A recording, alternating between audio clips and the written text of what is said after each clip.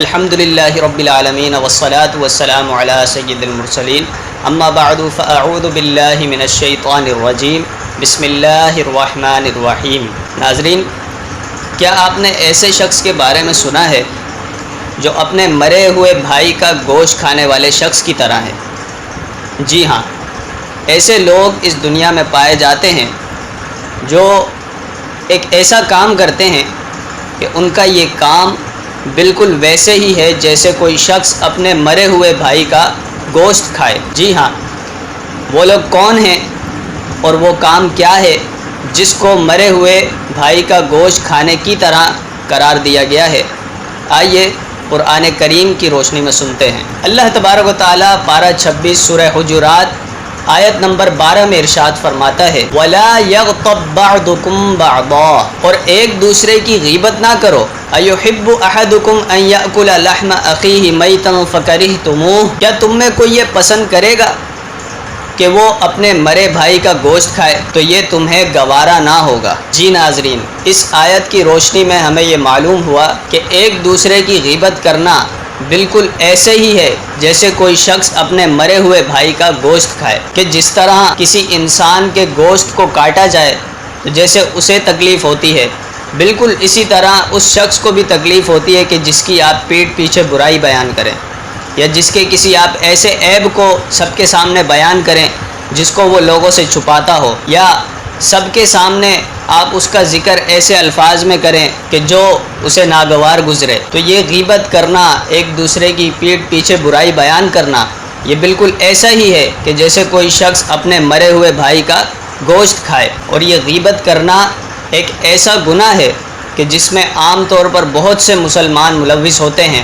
لیکن انہیں معلوم بھی نہیں ہوتا کہ ہم کسی کی غیبت کر رہے ہیں۔ تو آئیے سب سے پہلے یہ جانتے ہیں کہ غیبت کی ڈیفینیشن کیا ہے، غیبت کی تعریف کیا ہے۔ صدر الشریعہ بدر الطریقہ مفتی محمد امجد علی اعظمی رحمۃ اللہ تعالی علیہ بہار شریعت میں غیبت کی تعریف کچھ اس طرح بیان فرماتے ہیں۔ غیبت کے یہ معنی ہے کہ کسی شخص کے پوشیدہ عیب کو اس کی برائی بیان کرنے کے طور پر ذکر کرنا، ایسا پوشیدہ عیب کہ جس کو وہ دوسروں کے سامنے ظاہر ہونا پسند نہ کرتا ہو۔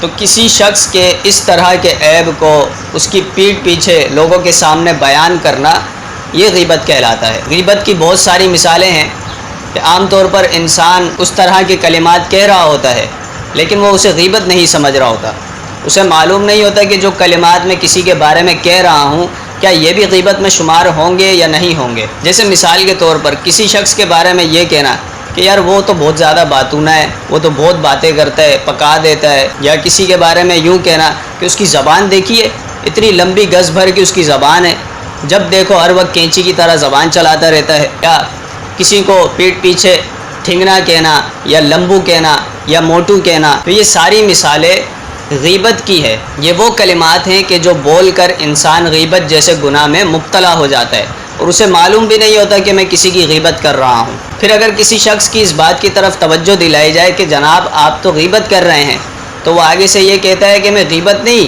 میں تو حقیقت بیان کر رہا ہوں، اس شخص میں واقعی میں یہ برائی موجود ہے۔ تو جناب اسی لیے تو یہ غیبت ہے کہ وہ برائی اس کے اندر پائی جاتی ہے۔ اگر وہ برائی اس کے اندر نہ پائی جاتی ہو کہ جس برائی کو آپ لوگوں کے سامنے بیان کر رہے ہیں، تو پھر وہ غیبت نہیں کہلائے گی، پھر وہ بہتان کہلائے گا۔ لہٰذا پیارے اسلامی بھائیوں، غیبت کے متعلق معلومات حاصل کریں۔ غیبت کے متعلق جو کتابیں موجود ہیں، امیر اہل سنت دامت برکاتہم العالیہ کے رسائل موجود ہیں، ان کا مطالعہ کریں، غیبت کے بارے میں معلومات حاصل کریں تاکہ آپ کو معلوم ہو کہ کیا کیا کلمات غیبت میں شمار ہوتے ہیں اور کیا کیا کلمات بہتان میں شمار ہوتے ہیں۔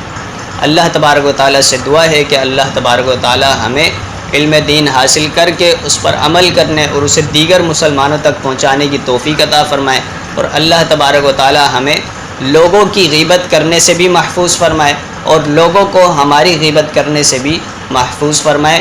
آمین بجاہ خاتم النبیین صلی اللہ تعالی علیہ وسلم۔